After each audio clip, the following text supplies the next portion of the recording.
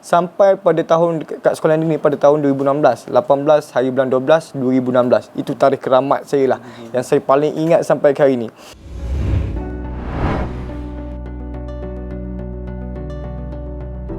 Nama saya Muhammad Izzat Daniel bin Abdullah, umur dalam 24 tahun dah. Seperti yang sedia maklum, saya merupakan bekas pesalah sekolah negeri.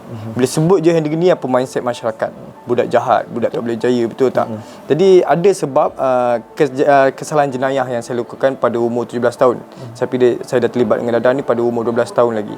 12 tahun tu before UPSR ke macam mana tu? 12 tahun lepas habis je UPSR ni. Habis je UPSR, saya nak kehidupan saya sendiri lah waktu tu. Awalnya niat saya nak cuba je lah, cuba sekali je dadah. Lepas ni dah tak ada apa-apa kan.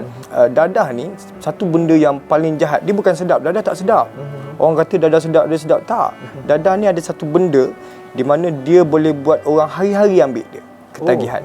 Awalnya dadah pil kuda, and dia umur 14 tahun isap batu, and dia 14 tahun juga isap morfin lah. Antara kategori dadah yang murah, and then dos dia yang paling tinggi lah morfin. Kalau kita tahu morfin yang tahap main injek tu. Jadi itu saya ambil lah dulu umur 14 tahun, and then start mencuri duit mak ayah. Penagih dadah bagi saya ada 3 tahap. Tahap pertama, tahap di mana dia malu untuk orang tahu yang dihisap dadah. Itu tahap yang pertama. Tahap yang kedua, mencuri. And then tahap ketiga, tahap agresif. Sepatutnya keluarga kalau nak bendung daripada tahap yang kedua ni. Sebaiknya buat report lah. And then sampai ke tahap ketiga, memang kalau tak boleh nak buat apa sangat, seloknya serah pada polis. Ditangkap pada umur 17 tahun atas kesalahan jenayah.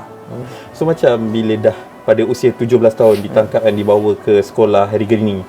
So bagaimana pengalaman dekat sekolah tu selama 4 tahun? 3 tahun. Okey, maafkan saya. 3 tahun kat dalam sekolah tu, bagaimana? Jovana ada banyak Malaysia, sekolah Tunas Bakti, sekolah Wira Bakti, yang kita tengok dia cerita Jovana kan. Dulu tu lah. Okay. Jadi sekolah Harry Greening ni sekolah antara tempat pesalah yang melakukan kesalahan ekstrim lah bagi saya. Sampai pada tahun kat sekolah negeri pada tahun 2016, 18 hari bulan 12 2016. Itu tarikh keramat saya lah yang saya paling ingat sampai ke hari ni. Jadi first, apa yang saya lalui di sekolah negeri ni, nak masuk je ke pintu tu, dia ada 3 pintu tau. Pintu pertama, pintu kawalan. Pintu kedua, pintu keselamatan, macam checking badan. And then dekat situ saya dah kena salam perkenalan dengan seorang anggota, warden. Saya ingat dia bukan saya berdendam, sebab dia yang buat saya sedar sebenarnya. Dia yang buat saya sedar, ini tempat sekolah negeri ni. Jadi ditampar muka saya. Mindset saya lunyai lah saya. Lepas tu satu lagi, mungkin saya tak ada masa depan lah kat negeri ni. Itu mindset saya waktu tu. Jadi saya berpegang dengan satu kata-kata di mana seorang anggota polis, waktu dalam lockup saya hampir nak bunuh diri dah sebenarnya. Jadi saya nak cari jalan nak lari daripada lockup, dah tak boleh. Sebab kita di bawah kawalan polis kan. Memang susah nak lari dalam lockup ni. And then saya carilah apa-apa yang saya nak gunakan untuk bunuh diri ni kan. Tiba-tiba Allah hantar seorang anggota di mana kata-kata ni saya ingat sampai ke hari ni. Nombor intake dia dalam anggota polis 161536. Berpangkat korporal. Namanya Razif Hamzah. Korporal Razif Hamzah. Dulu baru-baru ni saya pergi talk dengan dia di jengka 2. Jadi apa kata-kata yang buat saya rasa macam hebatlah dia ni kan. Dia kata pada saya, Jad, ini bukan awal yang buruk dan bukan akhir dalam hidup. Itu sebelum dihantar ke Henry Geni. Jadi saya tak faham tu mula apa yang dia cakap pada saya ni kan. Masuk ke Henry Geni tu, ini korporal bagi tahu ni. Makna kata di Henry Geni ni lah permulaan hidup saya yang baru lah. Jadi kita ni ada 2 pilihan yang kita boleh pilih. Tak ada orang pun boleh paksa kita. Cikgu ke mak ayah ke, tak boleh nak paksa kita. 2 pilihan ni positif dan negatif. Dekat Henry Geni lah saya nak tentukan diri saya, siapa saya yang akan datang. Dan nak jadi baik ataupun jahat, semua tu pulang pada saya lah. Jadi dia cakap ada 3 pintu untuk masuk ke sekolah Henry Geni ni. Tadi pintu orang kata tu kawalan, lepas tu keselamatan. Yang ketiga tu pintu apa? Itu pintu yang melepaskan antara dunia luar dan dunia dalam Henry Geni lah. Nak cakap suasana kat dalam Henry Geni berbeza sangat kat suasana luar ni. Bau dia pun dah lain dekat luar ni. And then kat situ dekat Henry Geni penuh dengan burung gagak. Burung gagak tu penuh. Memang masuk banyak burung gagak. Cerita Jepun Cross Zero lah. Cross Zero memang sama macam cerita Jepun tu. And then masuk dalam tu, saya pergi ke pejabat rekod, saya dibelasah dengan 2 orang warden lah. First day masuk tu. First day masuk, saya dibelasah dengan 2 warden. Saya pun tak berdendam dengan warden ni. Saya ingat dia, dekat negeri ni kami gelarkan dia Malaikat Maut. Malaikat Maut dengan satu nama yang hebat lah orang kata, Malaikat Maut. Dekat negeri ni saya dibelasah dengan dia. Saya rasa macam diri saya waktu tu binatang. Aku ni binatang ke manusia. Kena belasah memang, ya Allah. Tapi dia menyedarkan saya sebenarnya. Kalau kita berjahat, ini yang kita kena. 2 insan hebat ni lah yang banyak membantu saya jugalah. Ustaz Gangster ni pun ditekan pada saya bab agama. Kalau dulu saya tak boleh mengaji dekat negeri, sebelum masuk negeri saya mengaji mengangkat-angkat kan. Jadi masuk negeri saya dapat mewakil untuk pertandingan hafazan sekolah negeri lah, peringkat penjara. Jadi saya pernah di penjara Jawi, penjara Tapah untuk pertandingan hafazan lah. Ustaz Gangster yang banyak bantu. Jadi daripada di belasah saya tadi, and then ditekan pula untuk hafazan. So bila dah masuk ke dalam sekolah hari gini, mungkin ada orang tak tahu tradisi sekolah tersebut dan sebagainya. Macam sekarang kita famous dengan drama Project High Council yang ada tradisi-tradisi sisi gelapnya dalam kehidupan berasrama. Namun mungkin kat hari gini pun ada juga perkara-perkara sebegitu yang orang luar tak tahu.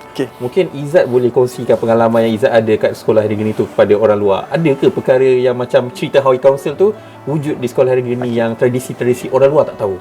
Baik. Macam kita sekarang memang dunia dikejutkan dengan filem High Council lah kan. High Council lah orang kata. Semua kan. Baik. Pada zaman sebelum saya masuk, ada sistem ni lah. Jadi ada seorang nama King dekat negeri ni. Sebelum zaman saya, ini zaman orang kata zaman 90-an, tapi nama dia masih segar di negeri ni. Orang panggil King kan. King tu panggilan nama orang itu ataupun dia adalah nama jawatan macam Kapla? Bukan jawatan, tapi memang orang panggil dia King. Kira orang panggil King antara orang yang cukup hebat dekat negeri ni lah. Mungkin disebabkan gesture dia ke apa kan. And then zaman saya, kami dah tak panggil King, kami panggil, kalau tengok High Council dia ada macam anak-anak buah dia kan. And then di negeri ni ada in-charge dia ataupun kami panggil checker. Checker sama di sistem di penjara. And then checker ni lah yang menjaga budak-budak ni. Di setiap blok ada checker, and then checker ni lah yang jaga budak-budak yang baru masuk apa, and then salam perkenalan apa semua dengan checker ni lah. And then nak cakap sistem High Council macam ada rumah tua, lekiu. Di Heading ni memang rumah tua, lekiu. Kalau di bilik, di tempat budak-budak jahat lah. Budak-budak jahat ni budak asingan. Budak asingan orang panggil blok jebat. Blok jebat ni budak yang buat masalah akan dikurungkan selama 14 hari di blok jebat ni.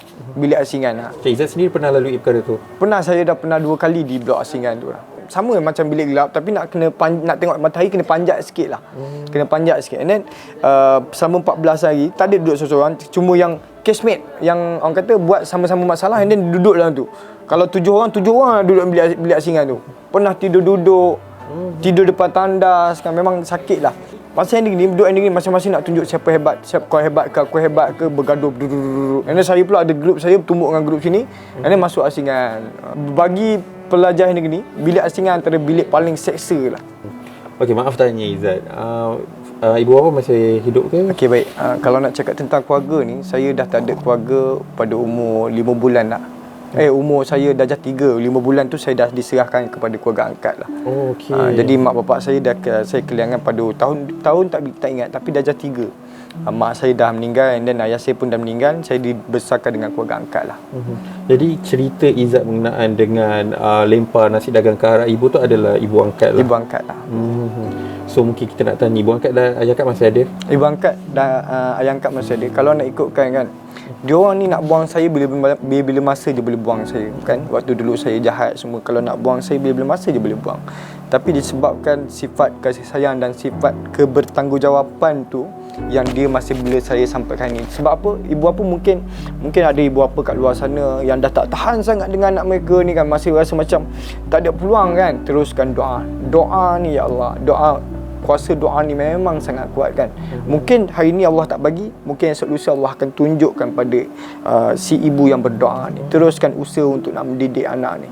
Carilah apa-apa inisiatif ataupun jalan untuk nak didik anak ni. Jadi dengan doa, yang paling penting doa dengan penuh putus asa lah. So ibu bapa angkat tu masih hidup lah kan. So kita nak tanya lah, macam mana diorang melihat perkembangan Izzat sekarang?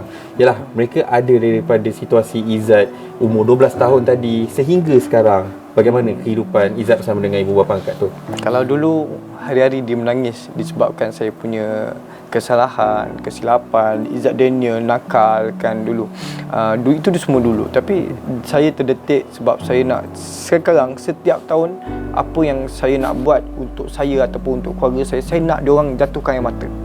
Bukan lagi air mata kekecewaan, tapi air mata kegembiraan dengan kejayaan saya. Setiap tahun saya nak mesti ada satu benda.